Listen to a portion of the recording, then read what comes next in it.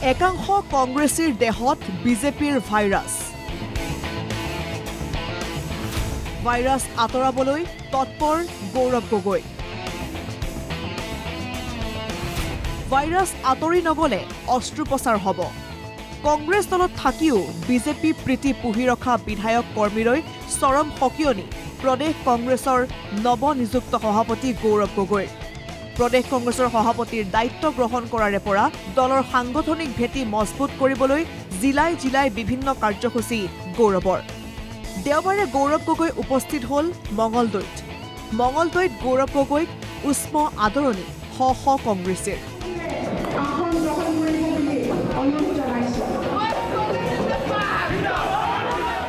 দলৰ কৰ্মী আৰু সম্বৰ্ধনা সভাত অংশ লৈ কংগ্ৰেছৰ দুতলীয়া নেতাক সকিয়ালে গৌৰৱে প্ৰসংগ আছিল মঙলদৈৰ বিধায়ক বসন্ত দাসৰ প্ৰসংগতে গৌৰৱৰ মন্তব্য মন এঠাইত থাকিলে দেহ কোট আন ঠাইত থাকিব মন য'ত থাকিব দেহটো তাতেই থাকিব বসন্ত দাসৰ দৰে আৰু কোনো কংগ্ৰেছী নেতাৰ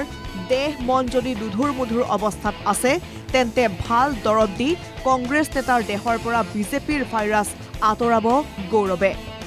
ভাইৰাছ আঁতৰি নগলে হেনো চাৰ্জাৰী কৰিবলৈ বাধ্য হ'ব মন যেতিয়া ক'ৰবাত বেলেগ থাকিলে তো দেহটো ইয়াত কেনেকৈ থাকিব মন যোনফালে বডিটো সেইফালেই থাকিব কিন্তু মই কৈছোঁ তেখেতৰ এৰি আমাৰ কংগ্ৰেছ দলৰ ভিতৰত এতিয়াও যদি কাৰোবাৰ মনবোৰ অলপ দুধুৰ মুধুৰ হৈ আছে অলপ দিনৰ পিছত আমি তেওঁলোকৰ মনৰ পৰা তেওঁলোকৰ দেহৰ পৰা এই বিজেপি ভাইৰাছটো আমি আঁতৰাই দিম আমি একদম দৰৱ ভাল ট্ৰিটমেণ্ট দি কিছুমান কংগ্ৰেছৰ মানুহৰ মাজত যদি বিজেপিৰ বেমাৰী ভাইৰাছ সোমাই গৈছে আমি দৰৱ দি এই ভাইৰাছটো আমি মোহাৰি দিম আৰু যদি আমি ভাইৰাছটো মোহাৰিব নোৱাৰোঁ তেতিয়া চাৰ্জাৰী আমি কৰিবলৈ প্ৰস্তুত হৈ আছোঁ বসন্ত দাসৰ লগতে আৰু কাৰ কথা ক'লে গৌৰৱৰ এই মন্তব্যই কংগ্ৰেছৰ ভিতৰ চৰাত যে ধুমুহা আনিব সেয়া খাটাং কাৰণ খুদ মুখ্যমন্ত্ৰীয়ে বাৰম্বাৰ মুকলিভাৱে কয় এই কথা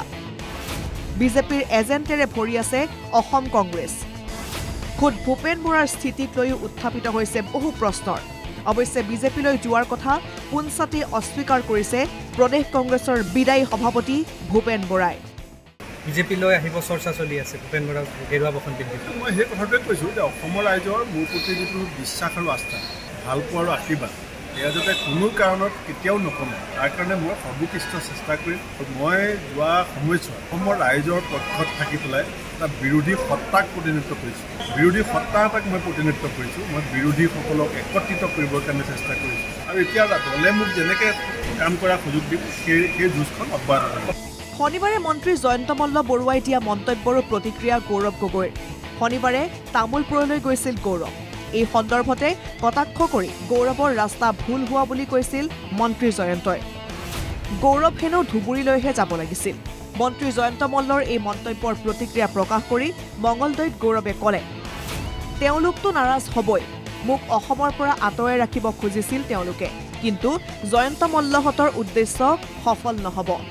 গৌৰৱ গগৈৰ মুকলি ঘোষণা দিল্লীত নহয় অসমত থাকি সক্ৰিয় ৰাজনীতি কৰিম তেওঁলোকেতো নাৰাজ হ'বই তেওঁলোকৰ উদ্দেশ্য আছিল যে বিভিন্ন পদ্ধতিৰে মই অসমৰ ৰাজনীতিৰ পৰা আঁতৰত থাকোঁ দিল্লীত ব্যস্ত হৈ থাকোঁ কিন্তু এতিয়া তেওঁলোকে যি ধৰণে ৰাজনীতি কৰিলে এতিয়া দিল্লীত নহয় মই অসমৰ ৰাজনীতিত আৰু সক্ৰিয় হৈছোঁ আৰু সক্ৰিয় হৈ যামগৈ ৰাজ্যত সাম্প্ৰদায়িক বিষবস্ত বিয়পাই থকা বুলি আৰএছএছৰ বিৰুদ্ধে গুৰুতৰ অভিযোগ উত্থাপন কৰি প্ৰশাসনক আৰএছএছৰ ওপৰত নজৰ ৰখাৰ আহ্বান গৌৰৱ গগৈৰ ৰাজ্যৰ আইন শৃংখলাজনিত পৰিস্থিতিক লৈও উদ্বিগ্নতা প্ৰকাশ গৌৰৱৰ মুখ্যমন্ত্ৰীয়ে আৰক্ষী প্ৰশাসনৰ ওপৰত অযথা হেঁচা প্ৰয়োগ কৰাৰো অভিযোগ প্ৰদেশ কংগ্ৰেছৰ সভাপতিগৰাকীৰ অসমৰ আইন শৃংখলা অৱস্থা লৈ যথেষ্ট চিন্তিত যিহেতু বৰ্তমানৰ গৃহ বিভাগৰ ওপৰত আৰক্ষীৰ ওপৰত মুখ্যমন্ত্ৰী ইমান হেঁচা যে তেওঁলোকে নিজৰ কামখিনি কৰিব পৰা নাই আৰএছএছৰ মানুহ গাঁৱে ভূঞে সোমাই তেওঁলোকৰ মানুহৰ মাজত সংঘাত সৃষ্টি কৰিবলৈ চেষ্টা কৰে য'ত ধৰ্মীয় অনুষ্ঠানৰ পৰিস্থিতি প্ৰদূষিত কোনোবা ক্ৰিমিনেল মাইণ্ডেড মানুহবোৰ কৰে, পুলিচে তদন্ত কৰে, পুলিচে ধৰে, আকৌ মানুহ ওলায় বিজেপিৰ সদস্য, মানুহ ওলায় RSSৰ সদস্য। মঙলদৈৰ পৰা লক্ষীনন্দন কলিতাৰ ৰিপৰ্ট NKTV+।